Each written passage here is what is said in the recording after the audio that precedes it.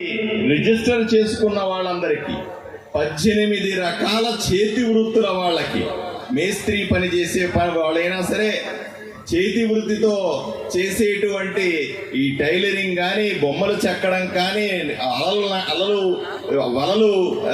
వలలు చేయడం కానీ, ఇట్లాంటి ఎన్నో చేతి వృత్తుల ద్వారా బతికేటువంటి కుటుంబాలకి, వాళ్ళ తరతరాలకి ప్రత్యేక శిక్షణను ఏర్పాటు చేసి, తద్వారా శిక్షణతో ఆగకుండా వాళ్లకు పనిముట్లను ప్రత్యేకంగా కొని ఇచ్చి ఉచితంగా, తర్వాత బ్యాంకు ద్వారా వాళ్లకు రుణాలు ఇప్పించి, తద్వారా వాళ్ళ ఆర్థికంగా నిలదొక్కునే ప్రయత్నం చేయడమే ఈ పథకం యొక్క ఉద్దేశం.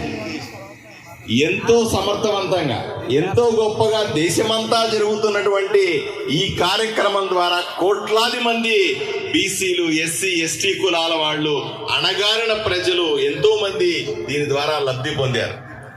ఈ పథకాన్ని మరింత బాగు చేయాలని, ఈ పథకాన్ని మరింత ప్రజలకు దగ్గరకు తీసుకెళ్లాలని భారతీయ జనతా పార్టీ ఆలోచన విధానాన్ని ఈరోజు మా అధ్యక్షులు మాధవ్ గారు ఈ ప్రత్యేక కార్యక్రమాన్ని ఏర్పాటు చేసి అందరికీ తెలియజేస్తూ సెలవు తీసుకుంటాను. నమస్కారం. ధన్యవాదాలండి. ఈ సమావేశాన్ని ఉద్దేశించి రాజ్యసభ సభ్యులు శ్రీ పాకా సత్యనారాయణ గారిని మాట్లాడుతున్నారు. ఇంద్రుడు అగ్ని ద్వారా పంచవిద్యలను అవపోసన పెట్టాడు. సృష్టికి మూలం అనేటటువంటి విషయాల్లో మూల గురువులుగా ఉన్నటువంటి మేము ఈ రకమైనటువంటి పరంపర కలిగినటువంటి ఈ సమాజంలో ఉన్నటువంటి ఈ వ్యక్తులు మారినటువంటి రాజకీయ సామాజిక పరిస్థితుల ద్వారా బీసీ వర్గాల్లోకి ఏ రకంగా నెట్టబడారని చెప్పి ఈ సమాజానికి చెందినటువంటి ఒక వ్యక్తిని నన్ను అడగడం జరిగింది.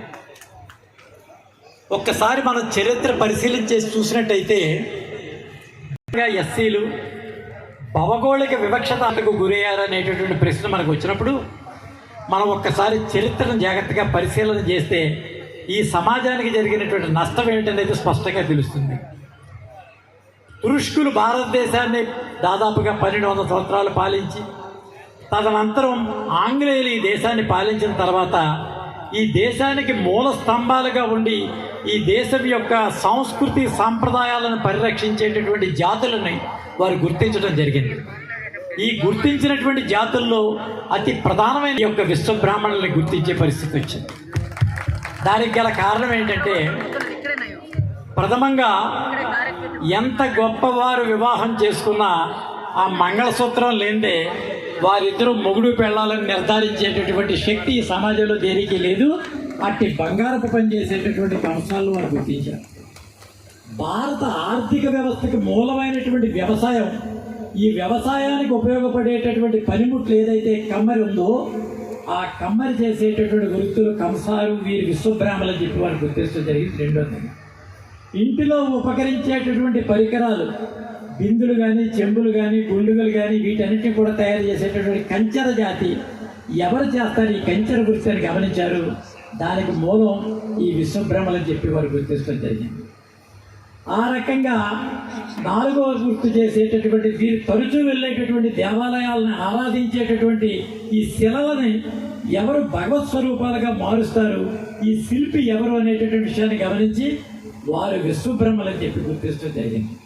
కాబట్టి ఈ కంచెర, ఈ కమ్మరి, ఈ యొక్క వృత్తులు చేసేటటువంటి ప్రధానమైనటువంటి వారిని మనం దెబ్బ కొట్టగలిగితే భారతదేశంలో హిందూ మతం యొక్క మనుగడను దూరం చేసేటటువంటి అవకాశం ఉంటుందనేటువంటి విషయాన్ని గమనించి వారు ఈ తెగల నుంచి ప్రత్యేకంగా విడదీయడం కోసం వీరిపై ఒక ముద్రను వేసేటటువంటి ఒక దుర్మార్గమైనటువంటి ఆలోచన 1927 సైమన్ కమిషన్లో వారు గమనించిన తర్వాత 1928, 29, 32లో జరిగినటువంటి రౌండ్ టేబుల్ సమావేశాల్లో బ్రిటిష్ ప్రభుత్వం తీసుకున్నటువంటి ఒక దుర్మార్గమైనటువంటి చర్య ద్వారా ఈ సమాజంలో ఈ కులాన్ని తక్కువ చేసి చూపేటటువంటి ప్రయత్నంలో వారు సక్సెస్ అయ్యారు.